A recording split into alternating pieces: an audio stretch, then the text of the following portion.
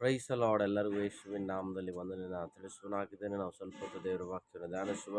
ಕೀರ್ತನೆಗಳು 119:58 ವಾಕ್ಯ ರೀತಿಯಾಗಿ ಹೇಳುತ್ತದೆ, ಪೂರ್ಣ ಮನಸ್ಸಿನಿಂದ ನಿನ್ನ ದಯೆಯನ್ನು ಅಪೇಕ್ಷಿಸಿದ್ದೇನೆ, ನಿನ್ನ ನುಡಿಗೆ ಅನುಸಾರವಾಗಿ ನನಗೆ ಪ್ರಸನ್ನನಾಗು. ಸೊ ಪೂರ್ಣ ಮನಸ್ಸಿನಿಂದ ನಿನ್ನ ದಯೆಯನ್ನು ಅನೇಕ ಸಾರಿ ಈ ಲೋಕದಲ್ಲಿ ಅನೇಕ ಸಂಗತಿಗಳನ್ನು ಪೂರ್ಣ ಮನಸ್ಸಿನಿಂದ ಹುಡುಕ್ತೇವೆ. ಸೊ ಪೂರ್ಣ ಮನಸ್ಸಿನಿಂದ ಕೆಲವೊಂದು ಸಾರಿ ಹಣ ಹುಡುಕ್ತೇವೆ, ಆಸ್ತಿ ಹುಡುಕ್ತೇವೆ, ಬೆಳ್ಳಿ ಹುಡುಕ್ತೇವೆ, ಬಂಗಾರ ಹುಡುಕ್ತೇವೆ, ಪ್ರೀತಿ ಹುಡುಕ್ತೇವೆ, ಸಮಾಧಾನ ಹುಡುಕ್ತೇವೆ, ಸಂತೋಷ ಹುಡುಕ್ತೇವೆ.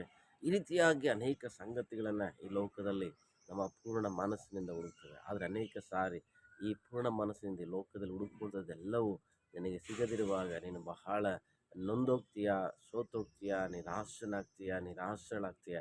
ಆದರೆ ಭಾಳ ಪ್ರಾಮುಖ್ಯವಾಗಿ ಪೂರ್ಣ ಮನಸ್ಸಿನಿಂದ ದೇವರ ದಯೆಯನ್ನು ನಿನ್ನ ಜೀವನದಲ್ಲಿ ನೀನು ಎದುರು ನೋಡುವುದಾದರೆ, ನೀನು ಆಸೆ ಪಡುವುದಾದರೆ, ನೀನು ಅಪೇಕ್ಷಿಸುವುದಾದರೆ, ಡೆಫಿನೆಟ್ಲಿ ನೀನು ದೇವರ ಮನುಷ್ಯರ ದಯೆಗೆ ನೀನು ಪಾತ್ರನಾಗಿ ಜೀವಿಸುವುದಕ್ಕೆ ಈ ಲೋಕದಲ್ಲಿ ಏನಾಗುತ್ತೆ, ಸಾಧ್ಯವಾಗುತ್ತೆ. ಯಾವಾಗ ನೀನು ದೇವರ ದಯೆಗೆ ನೀನು ಪಾತ್ರವಾಗುತ್ತೀಯೋ ಆಗ ನೀನು ಮನುಷ್ಯರ ದಯೆಗೂ ಪಾತ್ರನಾಗ್ತೀಯ.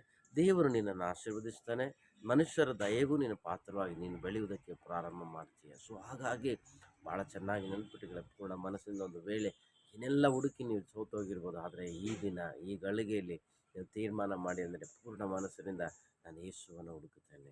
ನನಗೋಸ್ಕರ ಪ್ರಾಣ ಕೊಟ್ಟ ದೇವರು, ನನಗೋಸ್ಕರ ಜೀವ ಕೊಟ್ಟ ದೇವರು, ನನಗೋಸ್ಕರ ರಕ್ತವನ್ನು ಸುರಿಸಿದ ದೇವರು, ಆತನನ್ನು ಹುಡುಕುತ್ತೇನೆ ಎಂಬುದಾಗಿ ನೀನು ನಿರ್ಧಾರ ಮಾಡುವುದಾದರೆ ಡೆಫಿನೆಟ್ಲಿ ಹುಡುಕುವಂಥ ಪ್ರತಿಯೊಬ್ಬರಿಗೆ ಸಿಕ್ಕುವಾತನಾಗಿದ್ದಾನೆ ಯೇಸು ಕ್ರಿಸ್ತನು. ನಿನ್ನ ಯಾವ ಪರಿಸ್ಥಿತಿಗಳಲ್ಲಿ, ನಿನ್ನ ಕಷ್ಟದ ಪರಿಸ್ಥಿತಿಗಳಲ್ಲಿ, ಕಣ್ಣೀರಿನ ಪರಿಸ್ಥಿತಿಗಳಲ್ಲಿ, ನಿನ್ನ ವೇದನೆಯ ಪರಿಸ್ಥಿತಿಗಳ, ಅವಮಾನ, ನಿಂದೆ, ಬಾಧೆಗಳ ಪರಿಸ್ಥಿತಿಗಳಿರಲಿ, ಎಲ್ಲ ಪರಿಸ್ಥಿತಿಗಳಲ್ಲಿ ನೀನು ಯೇಸುವನ್ನು ಹುಡುಕುವುದಾದರೆ ಆತನು ಖಂಡಿತವಾಗಲೂ ನಿನಗೆ ಸಿಗುವುದಕ್ಕೆ, ನಿನ್ನ ಕುಟುಂಬಕ್ಕೆ ಸಿಗುವುದಕ್ಕೆ, ನಿನ್ನ ಭವಿಷ್ಯತ್ತಿಗೆ ಸಿಗುವುದಕ್ಕೆ ಆತನು ಸಿದ್ಧನಾಗಿರುವಂಥ ಏಕೈಕ ದೇವರು ಯೇಸು ಕ್ರಿಸ್ತನಾಗಿದ್ದಾನೆ. ಇವತ್ತು ಆತನ ದಯೆಗೆ ನೀನು ಪಾತ್ರವಾಗುವುದಾದರೆ ಡೆಫಿನೆಟ್ಲಿ ನಿನ್ನ ಸ್ಥಿತಿ ಇದ್ದಾಗಿರುವುದಕ್ಕೆ ಸಾಧ್ಯವೇ ಇಲ್ಲ.